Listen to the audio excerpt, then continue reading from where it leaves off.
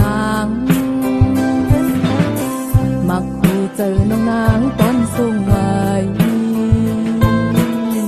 สู่เอาเป็นมุกไฟล้ำห่มไม้ก็หักหน้าหักล้นอกตกสมเป็นก่อมา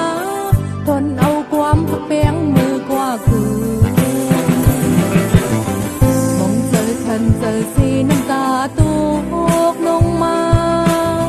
ป้าตั้งน้ำตาหักคนเลือดไม่อกใจถึงสั่งเล่ในหนูนางไหนเดินลาวอันนี้อยู่กลางหาวจอยลัดจอยวุ่นเนปันข้านางว่าข้านางหักมันน่าแลตีเลยสิเพจนให้เฮาบ่หักกันคือ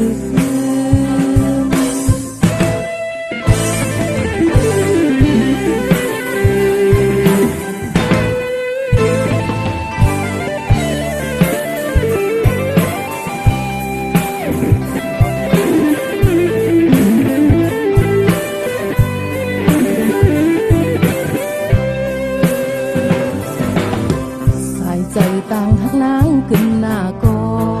งอำพันสู่วันครอบตัวยันนาง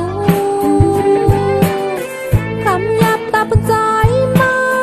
เอาหูเจอสิหักเกินมาอำพันสู่ใจเข้าใจต่อนางมักหูเจอน้องนางตอนสูงวัยสู่เอาเป็นมุกไฟล้ำหอบมา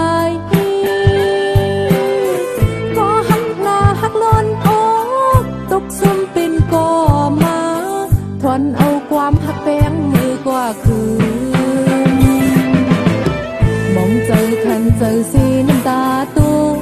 กลงมาป้าตั้งน้ำตาหักผ่อนหล่นไม่อกใจ